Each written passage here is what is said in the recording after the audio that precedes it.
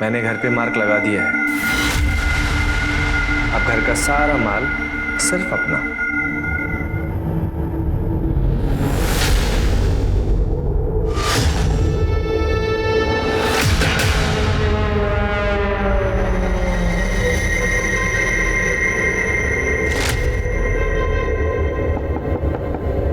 शादी मुबारक हो।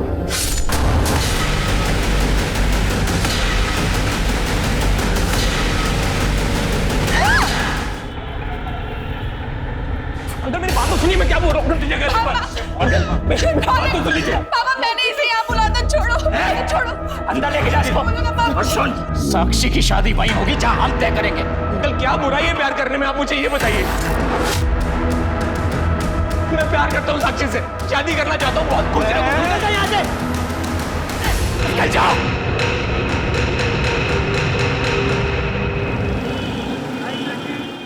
थोड़ा सा लेफ्ट करना, बस बस बस, करेक्ट।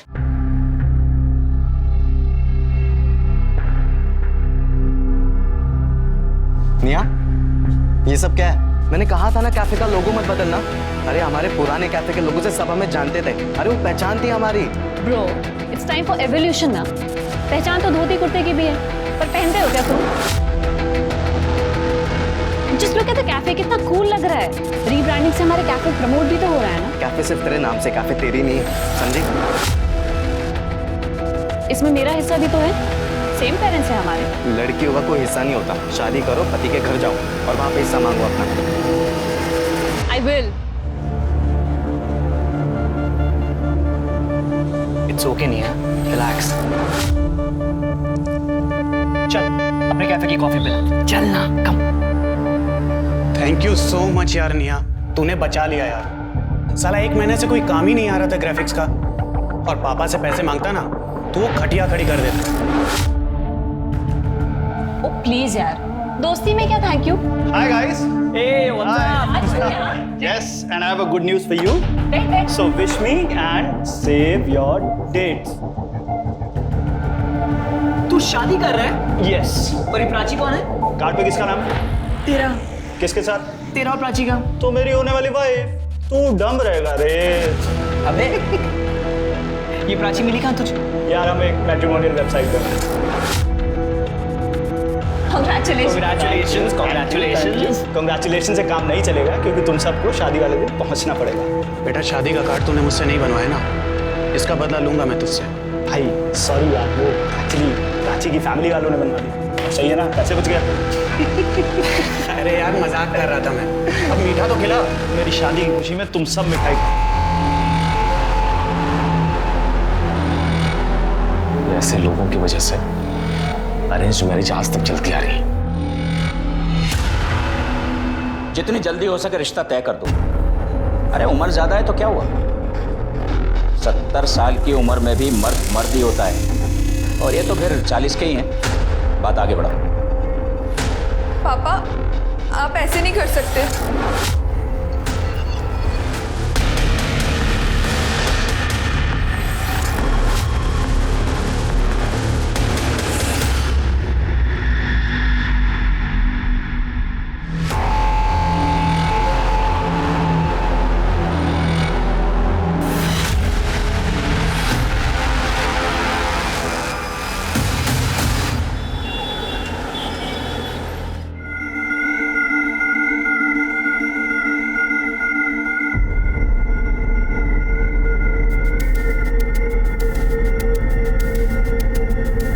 शानी ला पैसे दे। ये क्या, सिर्फ 500? 1000 रुपए निकाल चल। तूने 500 ही बोला था। 500 एक का लेती है, तुम 2 थे। चल ज्यादा ड्रामा मत कर, चल जा। अवधू चल। शानी कल आएगा ना, तब देखेगी मैं तेरे को। अरे जान दे कमली, ये तो इनका रोज रोज का नाटक है। चल कम से कम 500 तो मिले ना। कई बार ये 500 भी अपने को नसीब नहीं होते। बहुत हो गया, पड़ोस वाले मोहल्ले में गोद भराई की रस्म चल रही है। अरे पर वो एरिया तो मल्लिका का है ना, और वैसे भी हम तो नकली किन्नर हैं। अरे तेल लेने गई मल्लिका, अब जो करेगी ना ये कमली करेगी।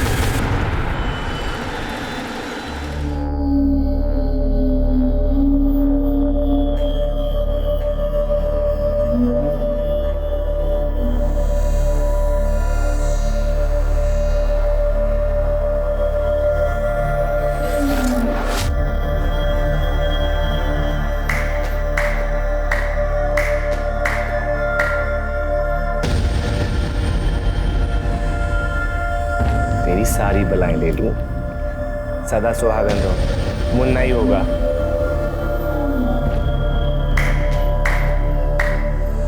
ए सेठ, किन्नर की दुआ कभी खाली नहीं जाती। घर में बेटा ही होगा, वो भी स्वस्थ। ला, अब हमारा मुंह मीठा करा और पर्स भी भारी।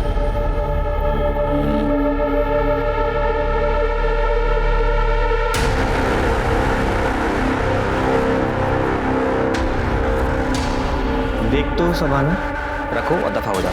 ऐसे घर में खुशियां आई है, उसमें भी कंजूसी। तुझे बोला ना ये रख और दफा हो यहाँ से। चल 1000 रुपए तो दे, 500 रुपए बचा के करोड़पति बन जाएगा क्या? तू जाता है या मैं चप्पल निकालूं?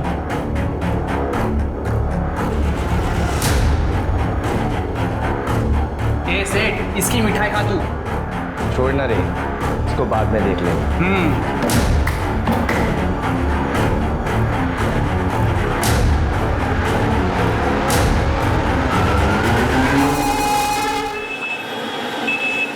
देखो पारुल, तुम एक नहीं 10 काम वाली बाई रख लो, मुझे क्या एतराज हो सकता है? आपको क्यों एतराज होगा? मैं यहाँ पे बाई ढूंढती हूँ और आप उसे 1 महीने में चलती कर देते हो। देखो पारुल, जिंदगी नर्क बना दी इस आदमी ने। 5वीं बाई भी काम छोड़ के चली गई है इनकी वजह से। क्या इनकी वजह से? तुमने देखा नहीं चोरी की थी उसने, ताई जी के पर्स में से पैसे निकाले। हाँ, कोई बाई चोरी करती है, कोई इन पे बुरी नजर डालती है।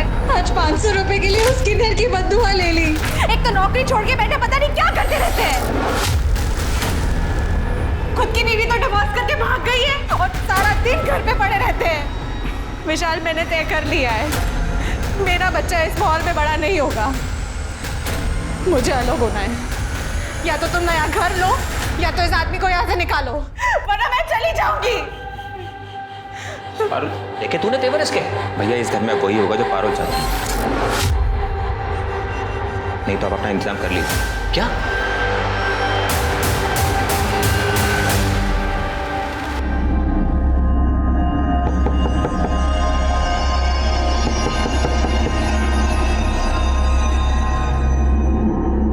ये विनोद भैया को अभी क्या चाहिए?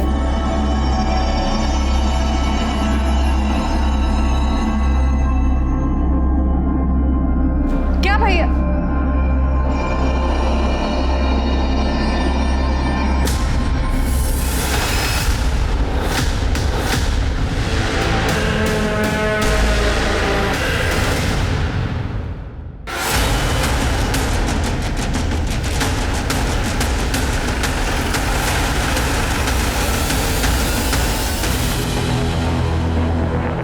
चारों तरफ अच्छे से चेक करो।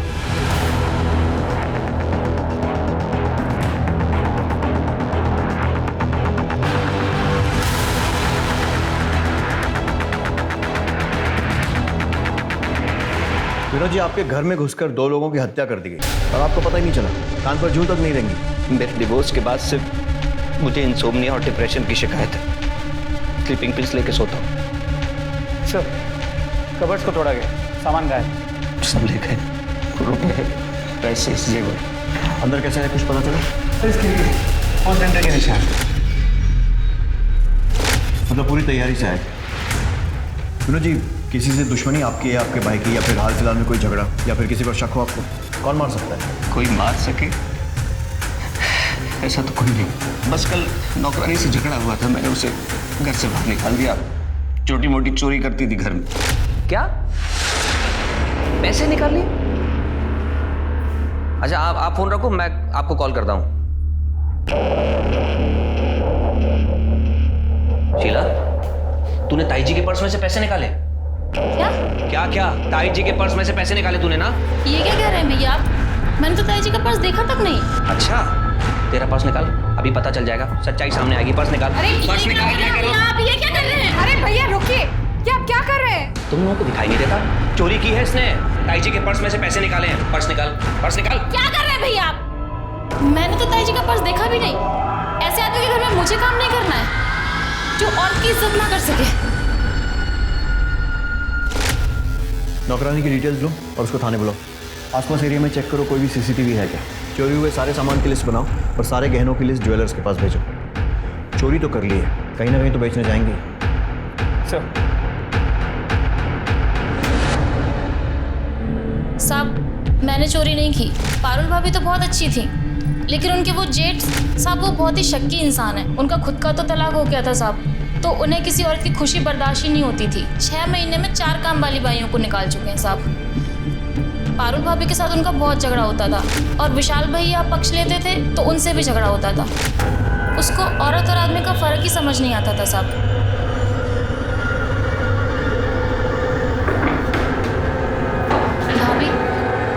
ये भैया मुझे ऐसे घूर घूर के देखेंगे तो मैं काम कैसे करूँगी? मैं भी एक औरत हूँ। अरे वो तुझे औरत है इसलिए घूर के नहीं देखते हैं, वो बहुत शक्की इंसान है। उन्हें तो लगता है कि मैं भी विशाल के पर्स से पैसे चोरी करती हूँ, मुझे भी ऐसे ही घूर के देखते हैं। ये सही है, उसने तेरी चोरी पकड़ी तो तूने उल्टा उस पर ही इल्जाम लगा दिया। नहीं साहब, मैं 10 घर का काम करती हूँ साहब, 15-20 हज़ार रुपये कमा लेती हूँ। 500 रुपये चुरा के पूरे मोहल्ले में बदनाम हो जाऊँगी साहब। मैं बेवकूफ़ थोड़ी हूँ साहब। ठीक है, जाओ। और सुनो, बिना बताए शहर छोड़कर मत जाना। जी साहब। कहीं ऐसा तो नहीं है कि इस विनोद ने ही मर्डर किया और उसके बाद लूटपाट का एंगल दे दिया? इस विनोद पे नजर रखो, अगर इसने ये किया है बाकी एविडेंस से तो कोई फायदा नहीं होगा, फिंगरप्रिंट्स, मोबाइल रिकॉर्ड्स, लेकिन वो गहनों को ठिकाने लगाने की कोशिश करेगा। अगर इसी ने किया है तो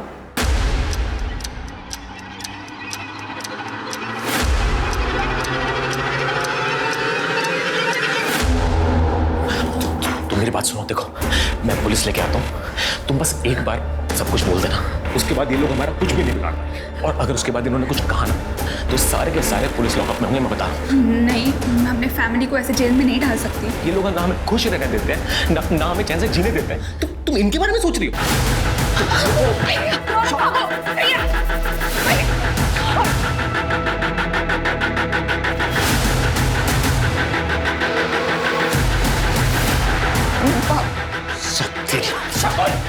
इसे बांध के रख। नहीं पापा। आज के बाद इसे घर से निकलने मत देना।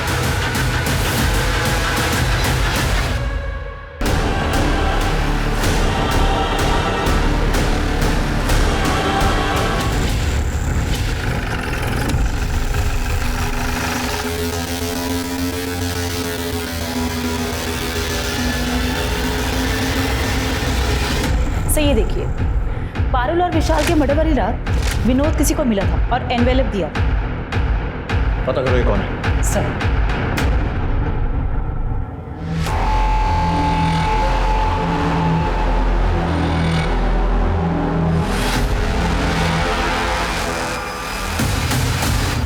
यार मुझे कुछ ना कुछ जुगाड़ करना पड़ेगा। मैं कब तक टोनी के घर में काम करूंगा? ऊपर से मेरा बाप ना मुझे चैन से काम करने देता और ना जीने देता है। प्लीज चिल यार, सारे पेरेंट्स ना एक ही जैसे होते हैं। हो प्लीज यार निया, अब तू ज्ञान मत दे मुझे ज्यादा। तू और ओम कितने लकी हो तुम्हें पता नहीं। अरे ब्रो ऐसा कुछ भी नहीं। जगन, हमारे पास ना सिर्फ ये थोड़े से पैसे ज्यादा हैं, अदरवाइज ये पेरेंट्स वाली प्रॉब्लम ना सब सेम है। तेरे घर में जैसा टॉर्चर होता है ना वैसे सेम टू सेम मेरे घर में भी होता है। बेब्स, इसलिए तो मैंने बोला था मेरे साथ लिव इन में शिफ्ट हो जाओ, ताकि ये नितेश मेरी सारी चीजों पर कब्जा कर ले। नो वेज, यू तो नो ना पापा कितने ओल्ड फैशन्ड है और उन्हें ये लिव इन वाला कॉन्सेप्ट कतई समझ में नहीं आने वाला। आई डोंट वांट कि नितेश मेरे खिलाफ पापा को भड़का के ना मुझे डिसोन करवा दे। I really don't want that. Sir मैंने कुछ नहीं किया सर मैंने किसी को सुपारी नहीं दी सर। वो हमारी सोसाइटी का वॉचमैन है, उसकी माँ की तबीयत खराब हो गई थी, पैसे मांग रहा था, इसीलिए मैंने उससे पैसे दिए सर। हम उसके घर गए, घर पे ताला लगाओ।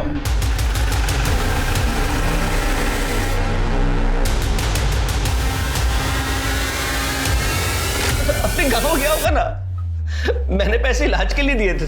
कोई इलाज के पैसे नहीं थे, सुपारी दी थी अपने भाई और उसकी बीवी को मरवाने के लिए। सच बोला? नहीं सर, मैंने पैसे उधार में ही दिए थे और कुछ भी नहीं। तोड़ो इसको, और तब तक तोड़ो जब तक कि सच नहीं बोलता है, और उस वॉचमैन को ढूंढो।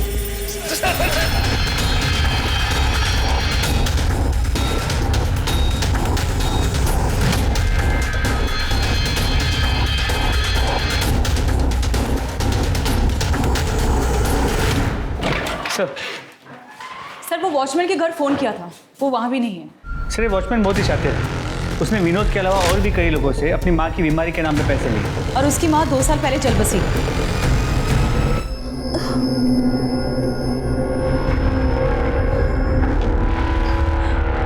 माँ ये देखो, प्लीज खोल दो मुझे।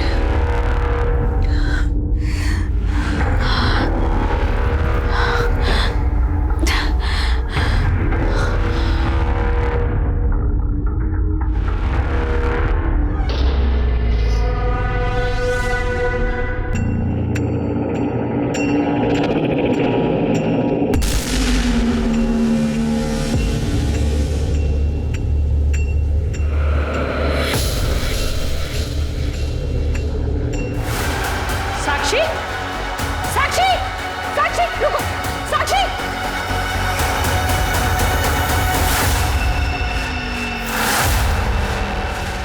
साक्षी, साक्षी, रुक जा, मैं कहता हूँ साक्षी रुक। कहाँ देख तू बस।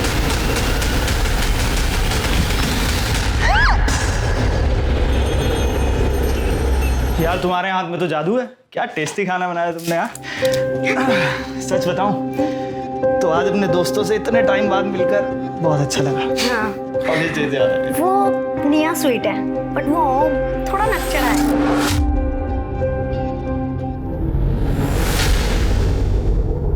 यार कुछ नहीं, इस टाइम कौन होगा?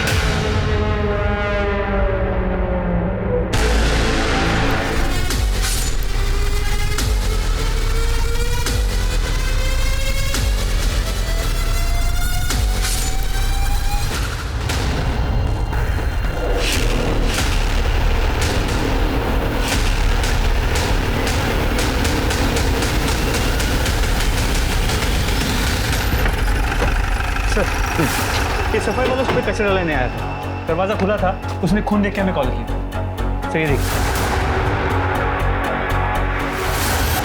सर ये देखिए जूतों के निशान। सर ये उसी तरीके के जूतों के निशान है जो कि विशाल और पारुल मर्डर केस में थे। और सर एक और बात, यहाँ भी चोरी हुई है। एक काम करो, आस पड़ोस में पूछताछ करो, आजू बाजू के एरिया में कोई भी सीसीटीवी फुटेज मिलता है चेक करो, फैमिली को बुलवाओ और चोरी हुए सामान की लिस्ट बनाओ। और ये भी पता करो कि वो वॉचमैन कहीं वापस शहर में तो नहीं आ गया। जी सर। विशाल, ऐसे ही निशान पारुल के घर के दरवाजे पर भी था, चेक करो। जी सर। देख, हमें पता चला कि तू नौकरी छोड़ के घर पे बैठा था, घर में सिर्फ पारुल और विशाल की जल्दी थी, इसीलिए तूने उन्हें मरवा दिया। अब ये बता कि किससे और कैसे? सर मैंने किसी को नहीं मरवाया। देख, 2 और लोगों का मर्डर हुआ, अगर सच सच बोलेगा तो तेरी सजा कम करवा सकते हैं। सर मैं हाथ जोड़ता हूँ सर, मैं आपसे पहले भी कह चुका हूँ, मैंने किसी को नहीं मरवाया। मानता हूँ मैं उनसे चिढ़ता था, लेकिन थे तो वो मेरा परिवार। अब आप बता रहे हो एक घटना फिर से घट गई तो मैं तो बेकसूर हुआ ना सर। सर राज के घर वाले आए। नए घर में शिफ्ट हुआ था सर, तो सत्यनारायण की पूजा रखी, हम भी वहां पर थे। दोपहर का खाना खाकर हम दोनों निकल गए थे सर, क्योंकि उसने अपने दोस्तों के साथ एक पार्टी रखी थी। आप जानते हैं उन दोस्तों को? जी सर।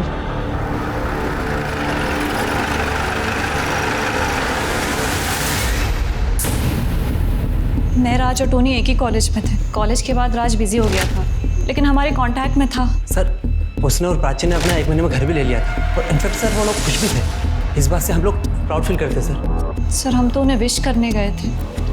तो जब तुम लोग वहाँ विश करने गए थे तो कुछ अलग या अजीब सा देखा? No sir, not at all. बल्कि राज और प्राची तो अपने फ्यूचर की बातें डिस्कस कर रहे थे हमारे साथ। अरे यार इतने सारे गिफ्ट लाने की क्या जरूरत थी यार? अरे कैसे नहीं लाते यार, आफ्टर ऑल तो नए घर में शिफ्ट हुआ है। अच्छा इसी बात पे कुछ खा। वाह, म्यूजिक सिस्टम, ये तो पक्का निया की पसंद होगी। हाँ of course, I knew it. मैं अभी प्ले करता हूँ। अच्छा राज, हाँ, do you mind if I ask कि तू सिंगल चाइल्ड है ना, तो फिर यहाँ पे अकेले घर पे क्यों शिफ्ट हुआ? वेल हमें भी तो अपनी प्राइवेसी चाहिए ना, हम भी थोड़ा लाइफ एंजॉय करना चाहते हैं, और फिर हम बेबी भी प्लान कर रहे हैं। तो व्हाट यार, अभी तो शादी हुई है, इतनी जल्दी क्या है बच्चे की? ओ मॉडर्निटी की देवी। यार तुम लोगों का ना मुझे सीरियसली कुछ समझ में नहीं आता है। छोड़ो यार, लेट्स हैव सम फन।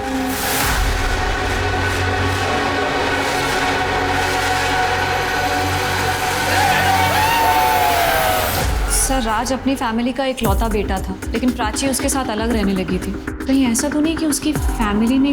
नहीं हाँ, उसकी फैमिली ऐसा कुछ नहीं कर सकती है। ऑल्दो सर, राज की जो एक्स गर्लफ्रेंड थी रितु, वो भी उससे झगड़ा करती थी, और कई बार तो सोशल मीडिया पे उसके साथ पिक्चर्स पोस्ट करके उसे गालियाँ भी देती थी। ओह यस सर, ये देखिए सर, राज ने कल ही सत्यनारायण की पूजा के पिक्चर्स डाले थे। ये देखिए रितु ने क्या कमेंट किया हुआ है।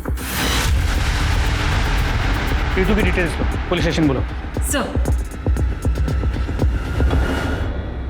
क्या बताया sir? I wrote it on friends book और अच्छे से उसे गाली दी और पब्लिकली सोशल मीडिया पे शेम किया। आपको पता है मेरे कितने फॉलोअर्स हैं? 2000। 900 लोगों ने तो मेरी पोस्ट भी लाइक की और सबने कहा यू गो गर्ल। देखो हमने पता किया है तुम्हारा राज और उसकी बीवी के साथ झगड़ा हुआ। अरे चूड़ियां ले लेंगे यार पहले। कमीने, मेरी लाइफ बर्बाद करके तू इसके साथ यहाँ मजे कर रहा है। देखो रितु, अब मेरी और राज की शादी हो चुकी है तो तुम ये तू चुप बैठ चुड़ैल, समझी? तेरी औकात नहीं है मेरे सामने बोलने की। Ritu behave yourself. तुम्हारी इन्हीं हरकतों की वजह से ना मैंने तुमसे ब्रेकअप किया। हरकत? व्हाट हरकत? हाँ, ऐसा क्या किया मैंने तुम्हारे साथ? बोलो ना, क्या किया? थप्पड़ मारा तुम्हें? तुम्हारे कपड़े फाड़े? अब मेरे पति को हाथ लगाया तो मुझसे बुरा कोई नहीं होगा। Get lost. हाँ तो वो डिजर्व करता था सर, और मेरा उसे मार के क्या फायदा होगा? मैं तो उसे तड़पते देखना चाहती थी, उसकी शादी टूटते देखना चाहती थी, लेकिन मर के तो वो सस्ते में निपट गया ना। डॉक्टर को दिखाया? मतलब थोड़ा। क्यों सर? क्योंकि तुम्हारी बातें ऐसी हैं। इसके अलावा चेक करो। फिलहाल जाइए, लेकिन शहर छोड़कर मत जाइएगा। जी सर। चलिए। ये क्या कर दिया सोशल मीडिया ने आजकल के बच्चों का? मेरा बेटा भी पूरे समय फोन पे चिपका रहता है। अरे कितनी बचकानी बातें करती है। नहीं सर, क्या ये मर्डर कर सकती? लगता तो नहीं है। तो नजर रखो। ये कॉल रिकॉर्ड चेक करो, पता करो इसने किसी शेडी आदमी से कांटेक्ट किया है या फिर किसी को हायर किया है। ऐसा करो, विनोद का सोशल मीडिया भी चेक करो, कहीं ये लोग ऑनलाइन तो लोगों को हायर नहीं कर रहे। अच्छा, बाकी के सीसीटीवी फुटेज आए? सर रात के घर के पास एक बैंक के एटीएम का सीसीटीवी फुटेज मिला, उसे क्रॉस चेक कर रहे हैं। और ज्वेलर से कोई इन्फॉर्मेशन? सर अब तक कुछ नहीं सर। मोस्ट प्रोबेबली ये ज्वेलरी शहर के बाहर बेची गई होगी।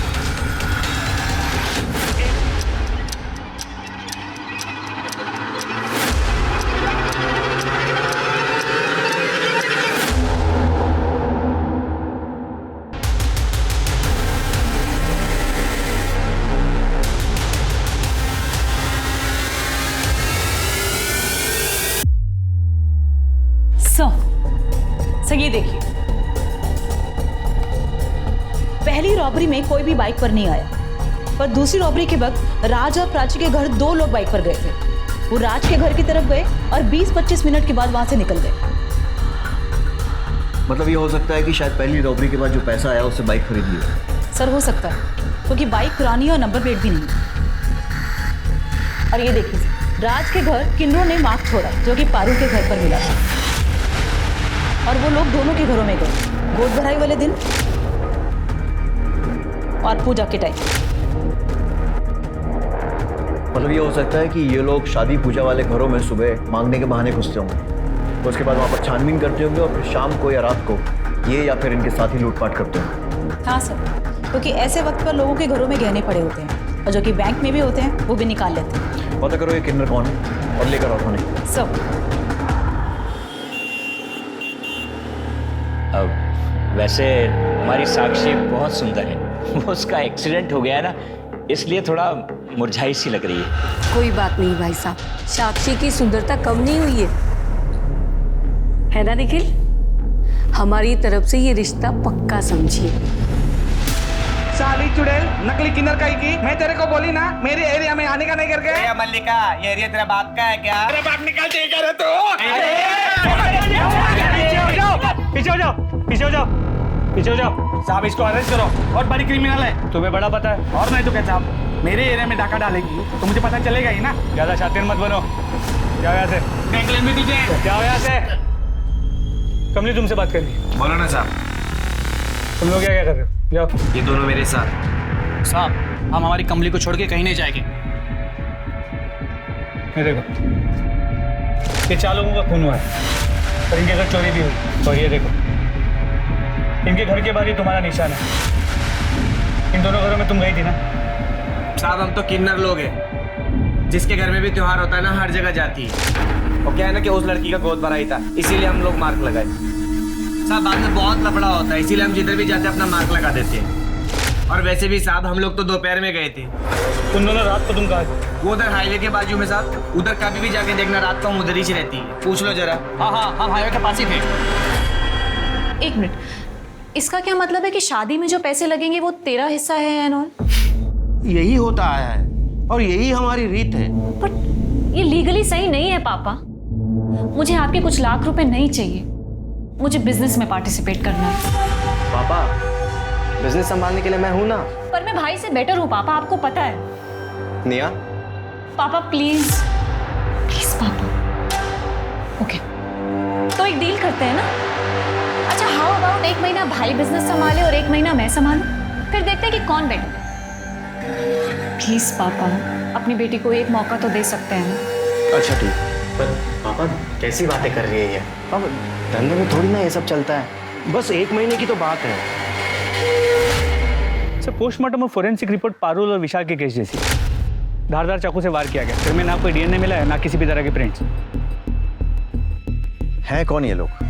हवा में से आते हैं और हवा में गायब हो जाते हैं। शुरू से शुरू करते हैं। पारुल के घर इन क्रिमिनल्स ने खिड़की से फोर्स एंट्री की थी, जबकि राज के घर ये लोग सामने के दरवाजे से घुसे थे। नहीं सर, राज के घर पे कोई फोर्स एंट्री का निशान नहीं है। मतलब ये हो सकता है कि कोई जान पहचान वाला आदमी था। तो या फिर ये भी हो सकता है कि राज के घर में किसी ने मदद मांगने के लिए नॉक किया, राज ने बिना कुछ सोचे दरवाजा खोल दिया।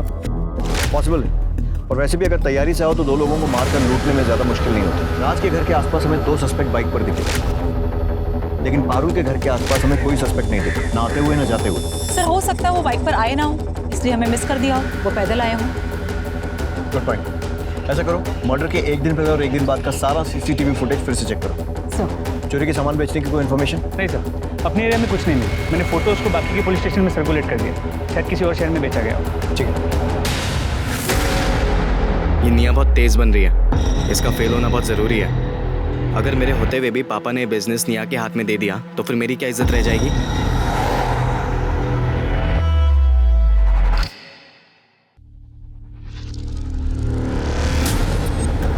ये यहाँ क्या कर रहा है?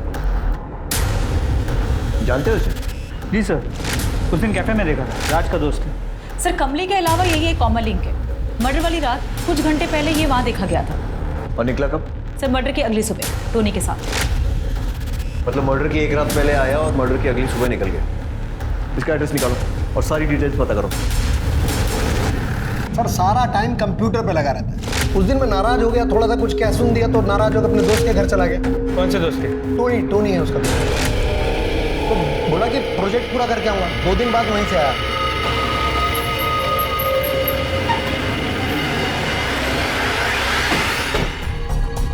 टोनी डिसोजा। जी सर। तुम जगन के दोस्त? हाँ सर। जगन के बाप ने कहा कि वो 30 अप्रैल की रात तुम्हारे यहाँ पे रुका था। हाँ सर, वो 2 दिन मेरे साथ रुका था। तुम क्या करते? सर मैं कॉल सेंटर में जॉब करता हूँ। क्या है सर, सुबह जल्दी चले जाता हूँ, शाम को लेट आता हूँ। जगन के आने के बाद मैं सो गया था और सुबह चले गया जल्दी, और नेक्स्ट डे उसे मैंने ड्रॉप भी कर दिया था सर। सर आपके कहने पर मैंने जगन और टोनी के क्रेडिट कार्ड्स और एक्सपेंसेस चेक किए। पिछले 1.5 महीनों में काफ़ी लाइफस्टाइल में चेंज आ गया। उठा के ला दो ना।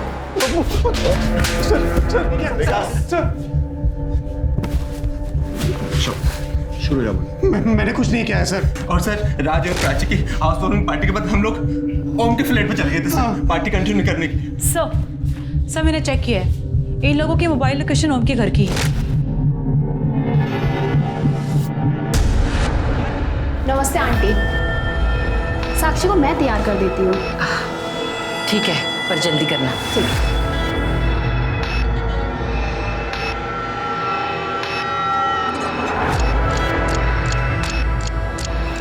ये ले, रौनक से बात कर। हेलो रौनक।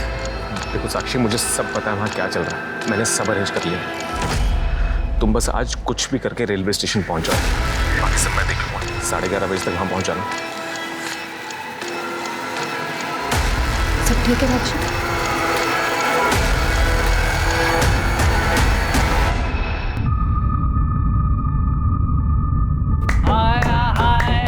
बधाइयो सेठ, बधाइयो। घर में खुशियां आ रही है तेरे। चला शगुन दे। हाँ हाँ। तेरी बेटी सदा सुहागन रहे। ले। ये हुई ना बात।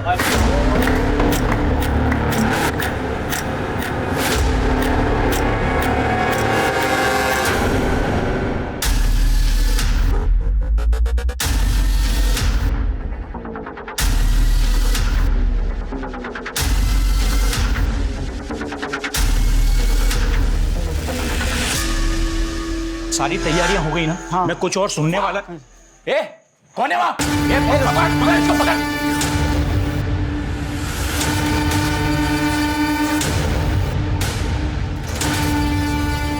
कौन है तुम लोग?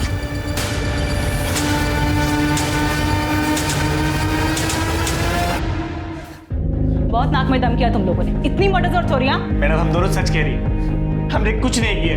तो उस घर में क्या शादी के लड्डू खाने गए थे आधी रात को? मैडम वो तो हम उस लड़की को भगाने। एक मिनट, लड़की को भगाने? वो साहब कितना अच्छा मुख है तेरा, जी करता है तेरी सारी भलाई में। ये लोग मेरी शादी जबरदस्ती कर रहे हैं, मुझे आज रात यहाँ से भागना है, प्लीज मेरी मदद कर दो। मतलब उस लड़की की जबरदस्ती शादी हो रही है? जी साहब। साक्षी को फोन लगाओ।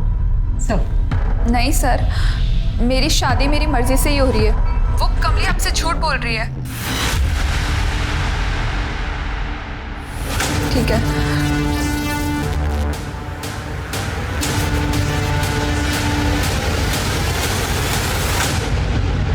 इन लोगों की अच्छे से धुलाई करो, मुझे पूरा सच चाहिए।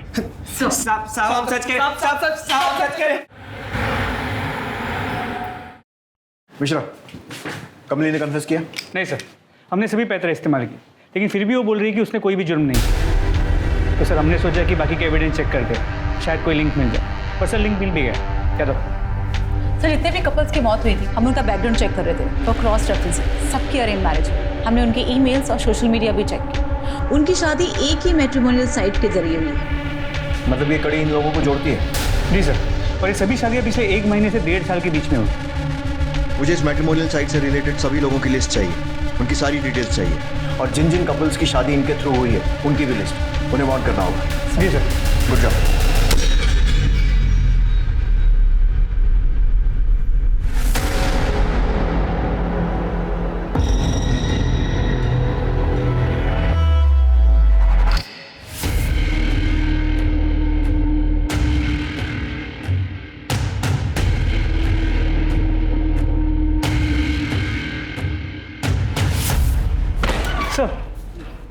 सर टोनी डिसोजा, पारुल का पड़ोसी और राज का दोस्त। ये उसी कंपनी में काम करता है जो विवाह केंद्र का वेबसाइट मैनेज करती है। और इस टोनी ने आज ही साक्षी और निखिल का अकाउंट भी एक्सेस किया। ये साक्षी वही लड़की है ना जिसके यहाँ वो किन्नर चोरी करने गए? हाँ सर। एक मिनट, बहुत बड़ी गलती हो गई हमसे। ये क्रिमिनल्स लड़की के मायके नहीं बल्कि उसके ससुराल में चोरी करने, लूटपाट करने और मारने जाते हैं। शायद कमली सच कह रही थी। यार अब गाड़ी निकलो। मिश्रा, फौरन उस कैफे में पहुंचो जहाँ टोनी मिलता है, और उसके बाद हमको ज्वाइन करो। सर।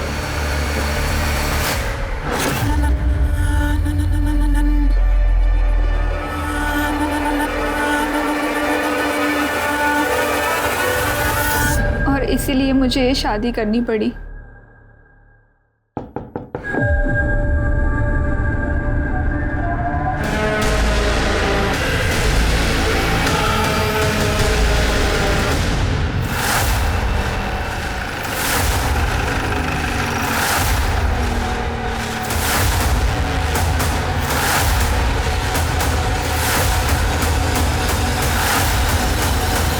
शादी मुबारक हो। हाथ पीछे, मैं तो खोपड़ी पे गोली मारूंगा।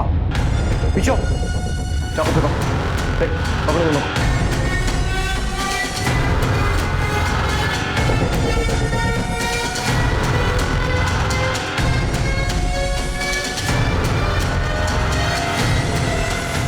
बहुत परेशान किया तुम लोगों, बहुत स्मार्ट गेम खेला तुम लोगों ने। कोई गलती नहीं, परेशान हो गए थे हम लोग, समझ ही नहीं आ रहा था करें क्या। फिर हमने वही किया जो हम लोग हर बार करते हैं, कॉल रिकॉर्ड्स को अच्छे से चेक किया। और एक चीज नजर आई, हर मर्डर और लूट के पहले तुम चारों की लोकेशन ओम के घर पर ही मिली। और तब लगा कि यार दाल में तो कुछ काला है। तुमको उठाने पहुंचे तो तुम्हारा भाई नितेश, उसने तो पहले ही पुलिस को फोन कर दिया था तुम्हें पकड़वाने के लिए।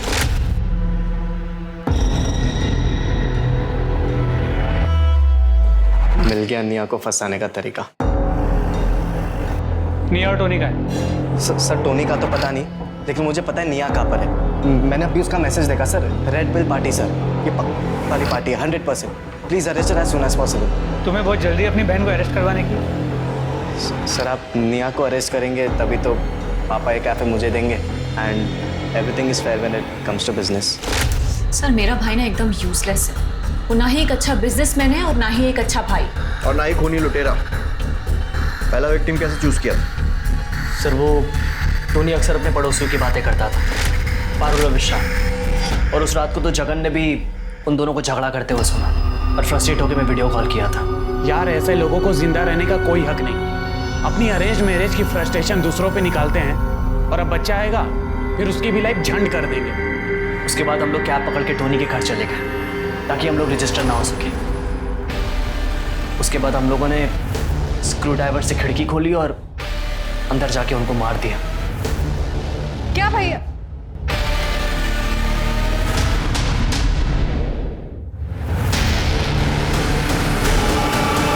पहली बार था सर, पर क्या किक थी। एक काम करते हैं, थोड़ा सामान लूट लेते हैं, लूट का मामला लगेगा और टोनी और जगन का मुंह बंद रखने के लिए भी काफी होगा। Smart girl. चल।